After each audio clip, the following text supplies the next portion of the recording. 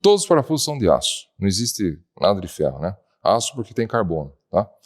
Só que o pessoal da casa de parafuso, eles classificam parafuso de ferro e parafuso de aço. Então, todas as vezes que vocês forem comprar para qualquer coisa que seja, vocês sempre peçam parafusos de aço. Olá pessoal, sejam bem-vindos à Oficina Lorandi. Hoje, de novo, a gente vai esclarecer um pouco por que não existe parafuso de ferro. Apesar de vários especialistas aí comentarem, falarem sobre os parafusos de ferro, a gente vai explicar para vocês, né, as classes de parafuso para vocês entenderem melhor, tá? Por que não existe parafuso de ferro? Existe parafuso de outros materiais? Existe, aço inox, 304, 316, vai ter parafuso de alumínio, parafuso de latão, parafuso de plástico, mas não tem parafuso de ferro. A não ser que você abra um transformador e tire o núcleo que está dentro dele e fabrique um. O núcleo transformador é de ferro puro, porque o ferro puro ele é extremamente maleável e dúctil, então ele é inapropriado para peça mecânica, tá? Então é isso que a gente vai comentar aqui, explicar um pouco, né, para esclarecer, inclusive para os especialistas aí aprenderem também um pouco mais sobre a questão dos parafusos, tá bom? Então, as classes dos parafusos, tá? Então a gente tem, na verdade, duas classes, né? Duas normas, né? A ISO, tá? E a SAE, né? Da Society Automotive Engineering. Então, a classe ISO, que é a classe mais comum que a gente tem no Brasil, que tem bastante, ela vem aqui embaixo desse parafuso, ele vem com timbrado um número, tá? Então, abaixo desse número 8.8, você vai ter o 4.8 e o 5.8. Esse número aqui é um parafuso de baixo carbono, que é o parafuso que o pessoal na casa de parafuso chama de parafuso de ferro. Parafuso de baixíssimo carbono, 1010, 1020, ele não tem tratamento térmico. E o que significa esse número aqui, tá? Da classe ISO, 8.8, tá? Classe 8 significa, você tem que multiplicar por 100, ele vai ser 800 Nm por milímetro quadrado. Isso é a resistência à tração do parafuso, é quanto ele aguenta. Então, conforme o diâmetro do parafuso, né, que vai ter a área em milímetro, maior o diâmetro do parafuso, maior essa resistência. Então, a classe 8.8, que é o mínimo parafuso, na verdade, é a menor classe que você deve usar num carro antigo, tá?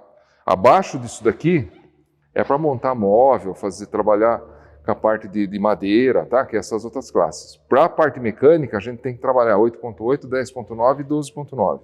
Esses dois aqui são mais difíceis de encontrar. Então, a classe 8.8, tá? Que é esse parafuso aqui. Olha, pessoal. Então, vocês vão olhar aqui, ó, tá? Ó, 8.8, 8.8, tá? Aqui é a marca do parafuso e aqui a classe, tá? Ah, e quando tem os risquinhos? Quando tem os risquinhos, ó, 3 risquinhos aqui também. Essa é a norma SAE. Ela equivale a 8.8, quando é 3 risquinhos. 6 risquinhos, na verdade, equivale ao 10.9, tá bom?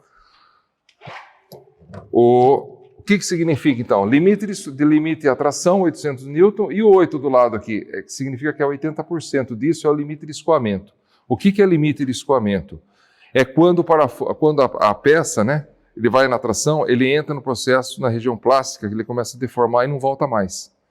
Então, quando ele escoa, tá? Então, quando você coloca o torque lá com o torquímetro, muitos cabeçotes chegam quase no limite do escoamento quando você faz o aperto. Por isso que você tem que trocar, muitas vezes, o parafuso, porque ele foi colocado no limite dele, você tem que acabar trocando os parafusos de cabeçote. Então, quando você coloca o torque lá, é bem próximo disso, tá? Então, é um torque máximo que aquele parafuso suporta. Por isso que é importante utilizar torquímetro também para isso. Tá bom? Então, o que significa? Então, 8 é a classe, 8 vezes 100, e 0,8 é a porcentagem. Se for 10, é 10 vezes 100, vai dar 1.000, né?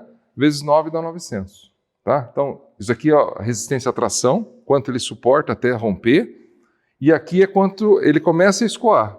Tudo que começa a escoar, entra na região plástica, já está, na verdade, inutilizado, tá bom? E quando vem para a norma SAE, são os riscos. Então, 3 riscos é grau 5, que equivale a 8.8, 6 riscos equivale a 10.9. Sem risco nenhum é grau 1 e 2. Então, aqui, ó, que é o parafuso que o pessoal chama de parafuso de ferro, tá? Então, veja só, ele não tem nada. Esse é um parafuso, apesar de inapropriado, na verdade, para que a gente use em automóvel. Até se pode usar em coisas que não existem, não requer muita tração e tudo mais, tá bom? Então aqui, ó, essa outra classe aqui, 12.9, por exemplo, vai ser difícil você encontrar em sextavado. Todos os aliens, bem dizer, são 12.9. O 10.9, é um parafuso, 12.9 e 10.9 são parafusos utilizados já em cinto de segurança e tudo mais, tá vendo? É difícil também a gente encontrar sextavado, mas acha, tá? E daí tem outros tipos, né? Tá bom? Tem parafuso francês, tá certo? Aplicação mais na área de madeira e tudo mais, né?